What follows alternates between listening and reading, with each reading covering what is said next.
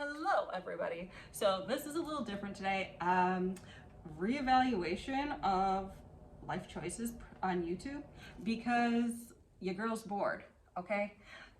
So few updates. This is going to be a little bit of a here and there type conversation. So a few updates.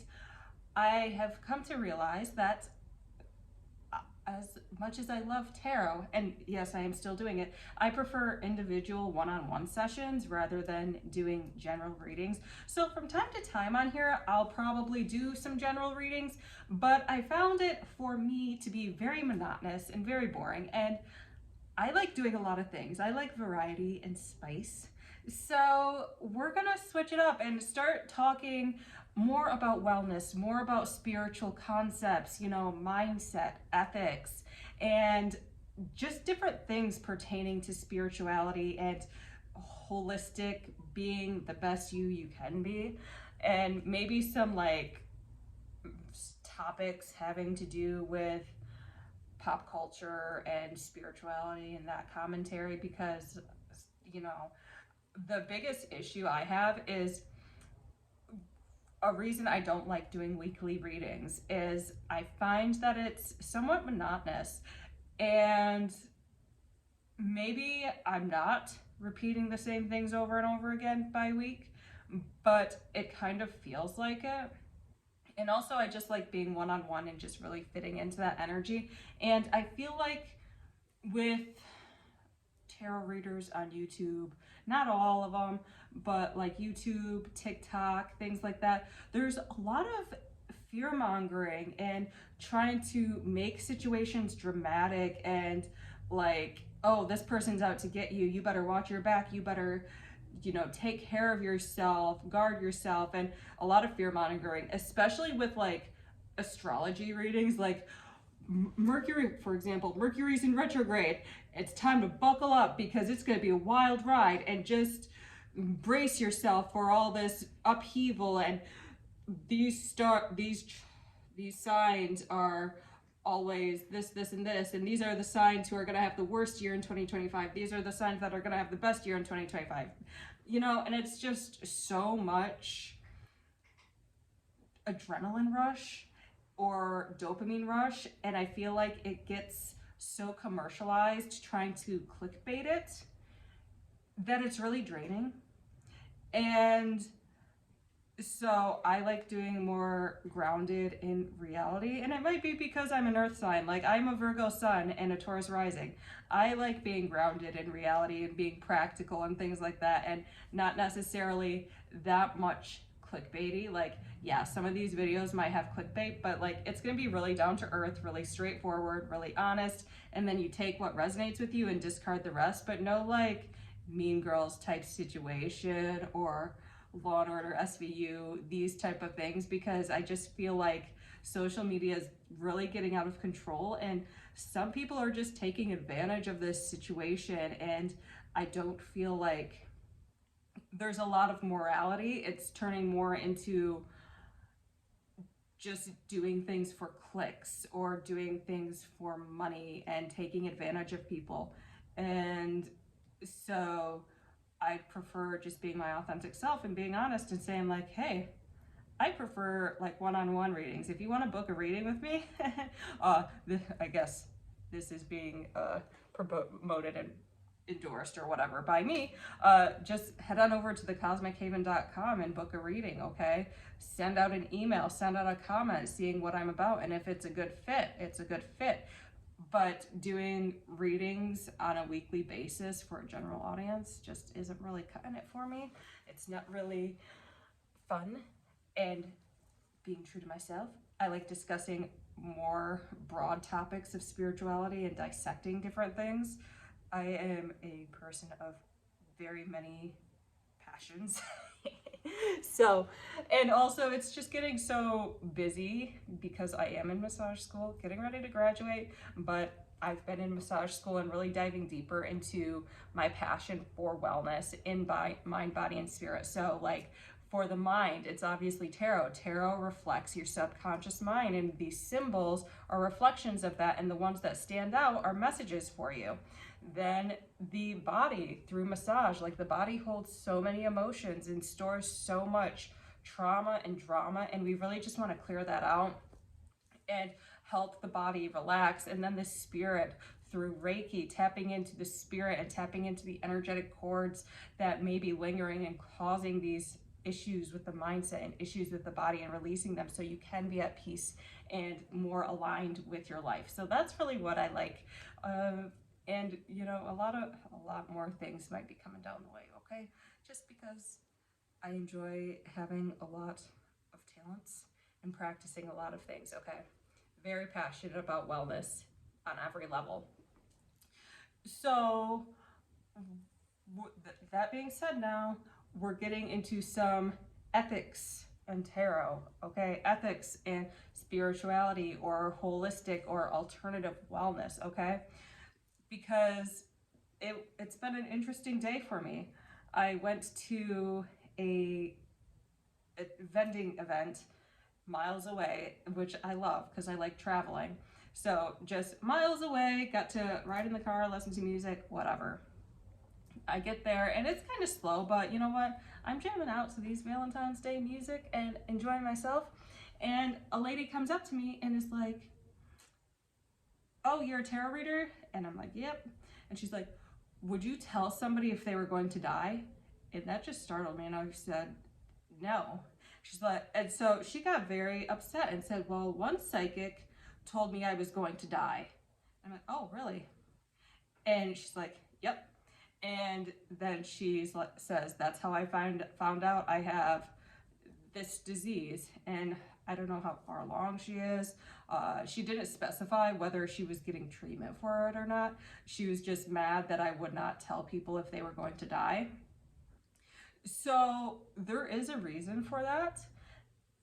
I am not going to tell people they are going to die, okay? Because putting it that way can just put that seed into the mind. Now, first and foremost, tarot readers are not always right. I am not always right, okay? On good days, I'm great. But there are times where I am wrong, okay? And that's okay. Therefore, me knowing that there's a margin of error within my energy field, I am not going to diagnose somebody on their deathbed.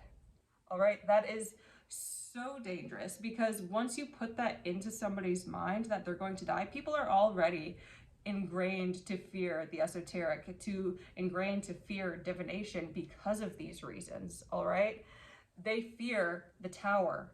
They fear the death card. Even though those cards are about change and transformation, those are cards that scare people because there is some sort of death involved. Even though it's a death in mindset, it is a death. But once you plant that in your mind that the body is going to die, then the body is going to react to that, saying, "Oh, we're dying? Okay, guess we're shutting everything off." There's a chance that that can happen. There's a huge chance that can happen because somebody is very open and coming to you for advice. So you could plant that seed and exacerbate the issue. If you see this camera moving, it's because my Roomy Tunes is right here, messing with it. Okay, so I'm not going to put that into somebody's mind. That's a dangerous thing to do. Now, it would be different if you said something like, and I've had this happen to me, not telling me that I'm going to die, but like saying, "Oh, your grandfather's going to die in the next month." So that had me kind of concerned. And then your grandma's going to die in the next few months. That had me very concerned. They are both alive. They're both still kicking it. Okay. I would not do that. You know, you might say, "Okay, be aware that there might be some type of transition, some type of letting go. Somebody, I don't know if it's going to be physical or if it's energetic, but there might be some type of transition happening." Unless you literally pick up on somebody like, "Oh, their grandfather is in hospice," and you might mention, "Oh, they're in hospice," and then just say, "Okay, you know, I see that somebody might be in hospice right now. Is this correct? Yes or no? All right, well, just be there for them. Be there to support them through this transition." That's perfectly fine. But diagnosing people it especially gets on my nerves because you're not a doctor. You can be, I don't know the legal ramifications specifically for that, but I'm sure there might be some legal ramifications for saying, oh, you have cancer, especially if this person, we have these ultra conspiracy theorists who are afraid of doctors, who don't go to doctors. They might go to a psychic and say, okay, what do I need to do to get better? And you say, oh, well, I see in your energy field, this is for example, YouTube, that you have this disease. Take these herbs, do a fast, whatever. And what happens if they pass away? Because they followed your advice rather than going to a doctor. Now, there are ethical things, I guess it might vary state by state, legal ramifications, but that's something it's not your place to diagnose. You could say, all right, go see a doctor, okay? Calm your nerves. And maybe look into some herbs and see if those help you, but do it with an expert, not me. So you can say that, and this is similar to not only just doctor, but psychologically wise. If I see as a reader somebody who needs psychological help, I tell them to go see a therapist, because it's not my place to be their therapist. It's my place to read the energy, and I read the energy and it's like there's a screw loose there, and that's okay. We've all had our screws loose at one point or another, but maybe therapy is going to be the best choice for you. Instead of saying, oh, instead of saying, for example, you might have schizophrenia. Yeah, let's do this drum circle and make it better. That's not your place. You have not researched this. You are a tarot reader. Now, maybe if you were more trained in some type of shamanism that specializes in that might be a different story, but you're not. Okay, you are a reader. So that being said, she was not very happy with me and yelled at me, and I'm like, that is fine. You can yell at me all you want. I'm not going to diagnose anybody with any type of illness or any type of, especially not any type of life-threatening thing, okay? I'm going to be very careful with the legal boundaries and saying that you might have some disease. Now, what I will say is, for example, if I feel that there might be some energy issue in your lungs, I'll say, okay, there is like something going on in your lung area. I highly suggest you go check with your doctor about this. Okay, I don't know what it is, but it's better to be safe than sorry, because obviously it's better to be safe than sorry. Psychics do pick up on ailments, okay? And that's okay. But it's not our job to diagnose it. It's their job to go to a professional and get it diagnosed. We could point something out energetically, but we can't label it, because there is that margin of error where we could be wrong, all right?